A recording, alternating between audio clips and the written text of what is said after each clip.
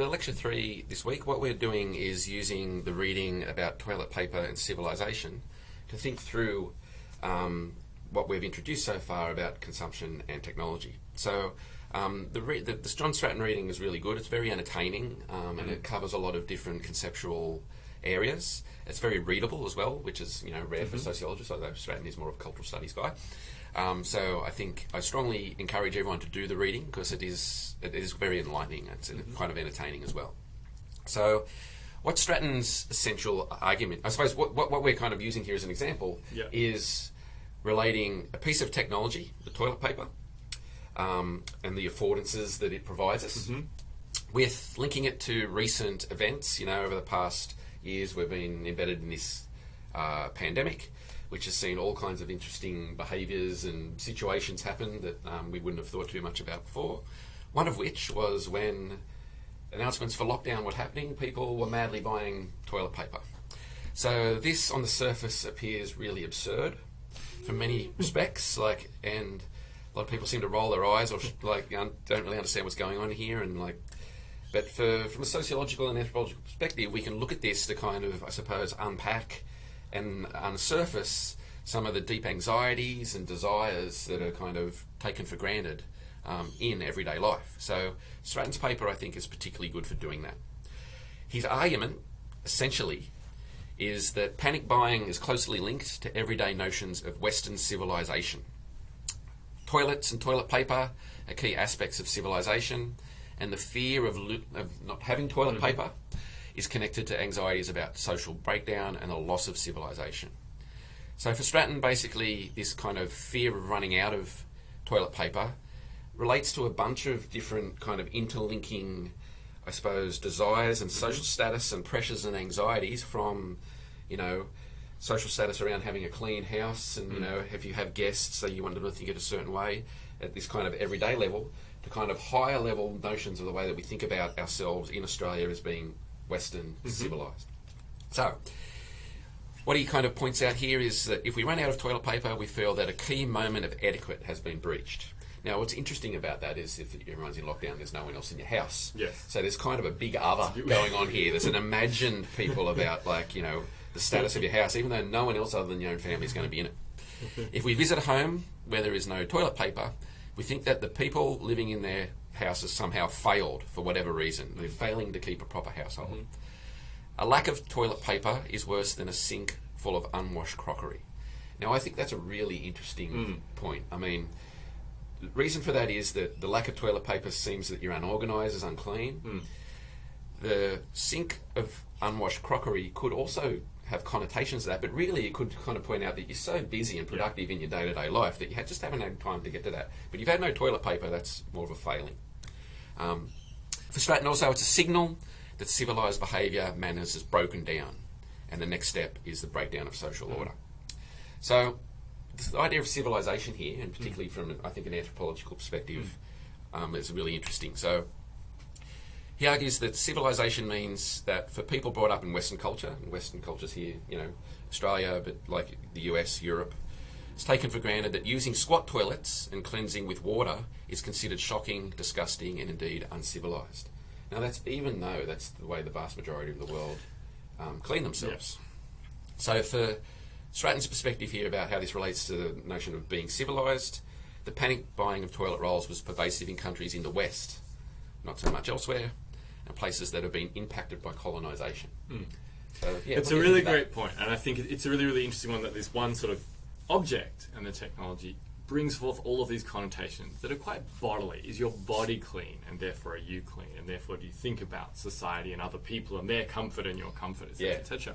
But what was so fascinating when the pandemic was viewed, say, from India, where a lot of my research has been for many years and a lot of my friends are, was the kind of memes and humour it generated there, looking at Western societies and making fun of people. So where Indian people hoarded grain, Westerners hoarded toilet paper.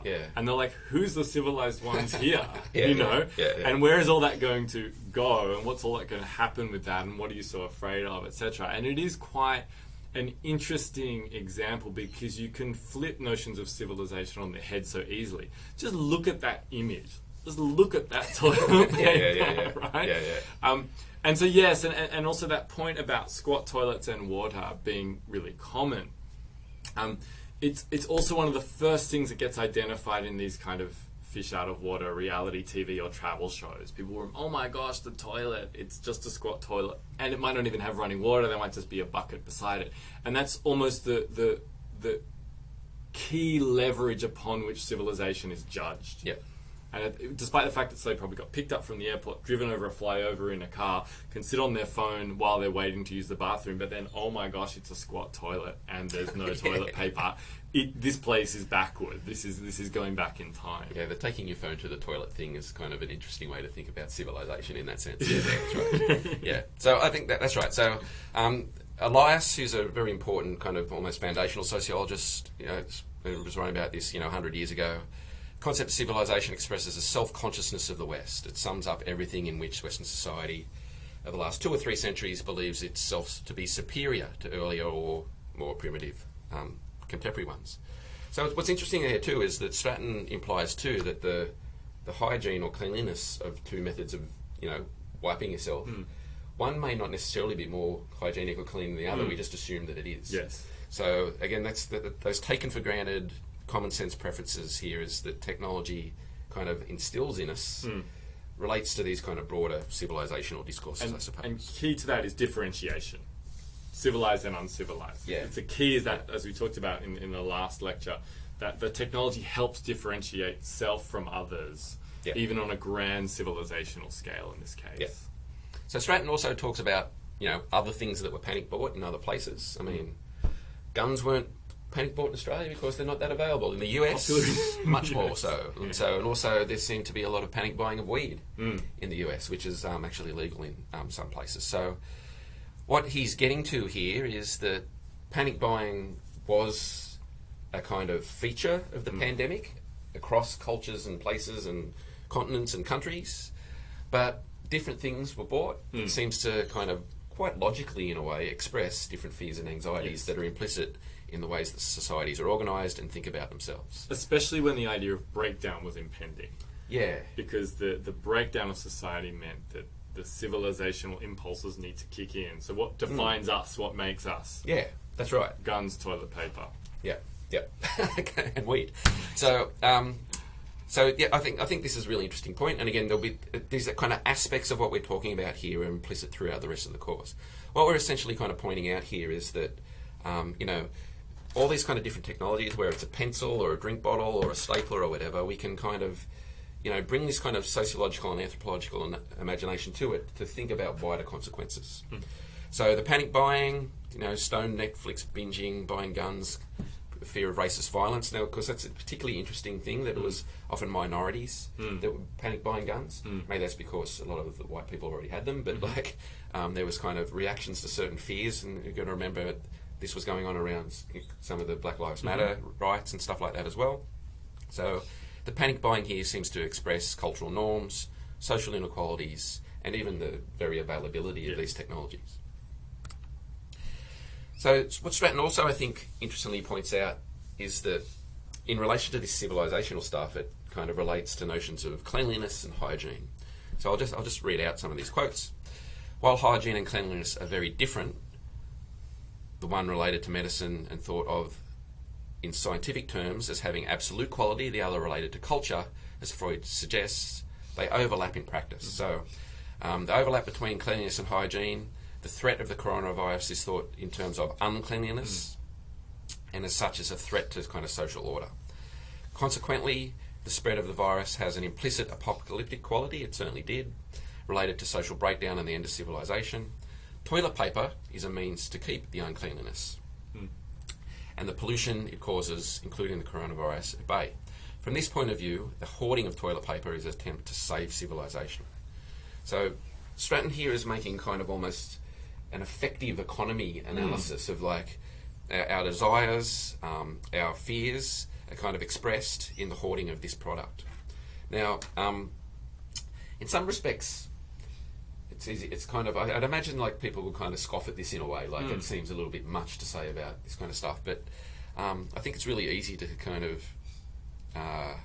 to have a kind of cynical attitude towards these kind of things, because I mean, overall, this argument really resonates with the way that I think this kind of stuff functions. I think so. It's kind of, it's funny in a way, right? Yeah.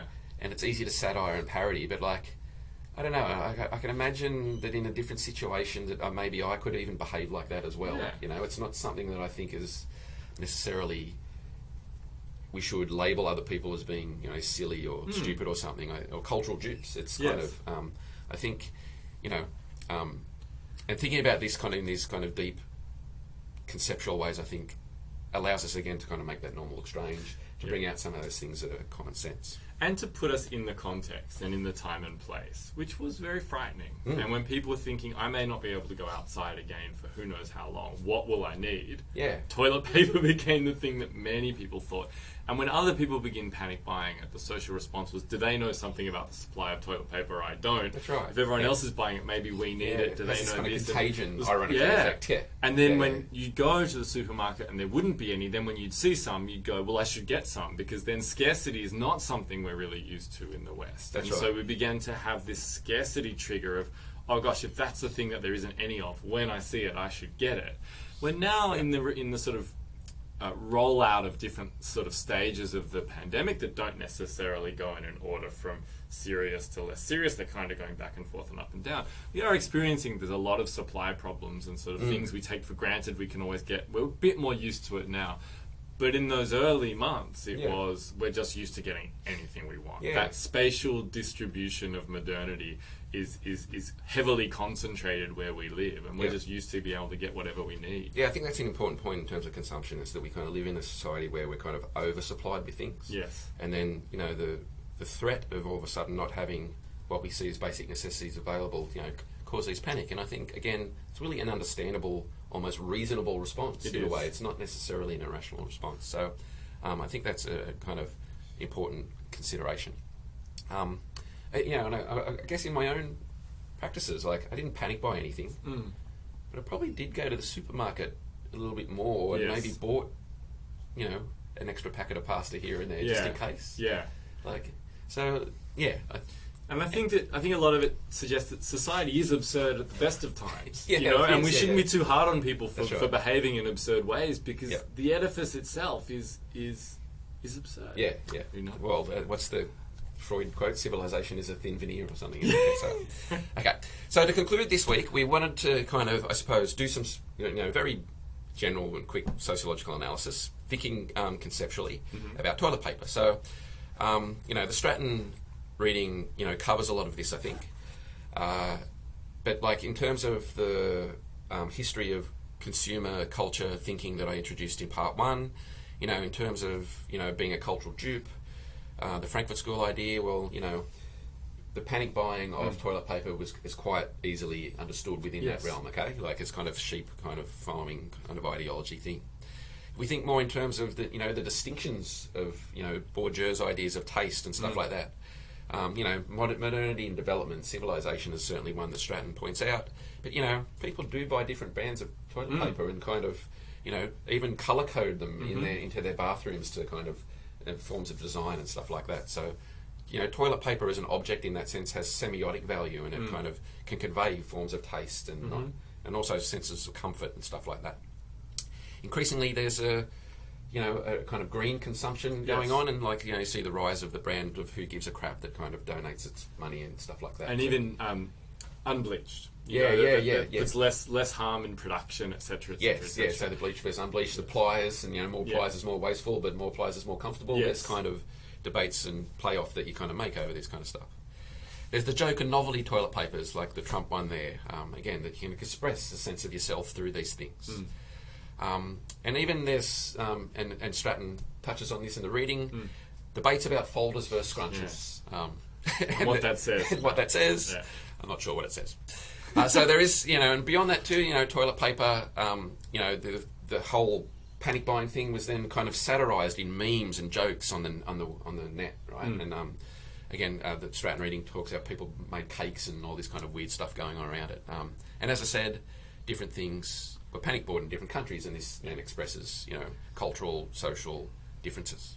I did have a friend who gifted me toilet paper during the Right. lockdown. Yeah, it came in a box with a ribbon around it because I'd said I'm not going to go panic buy toilet paper. Yeah. So they made a joke on me, and Well, I that's was right. making a joke on them at the same time, in a sense, right? You panic bought, I didn't, and they're like, but I'll give to you because Okay. you're my friend. So, And we'll talk about Daniel Miller's work later in the course, where we might be Yes. able to talk about the gift in that sense a little bit more. yeah. So thinking of toilet paper as a technology. So we don't necessarily hold up an iPhone and hold up a roll of toilet paper and think, oh wow, two leading cutting edge technologies. But if we think of technology as a deep transformation of everyday life, toilet paper is an instrumental technology that does make life better for many people, especially those who are used to it, despite its extraordinary resource intensive and environmental cost. So it's entangled in a lot of other technological developments too, right? Toilet paper makes no sense without a toilet and without pipes and sewage that can take the toilet paper away. If you've ever been in parts of the world and even parts of the country where the pipes can't handle toilet paper because they block easily, they're either old pipes or the volume of water isn't strong enough, people use to dispose of their toilet paper in bins or plastic bags beside the toilet.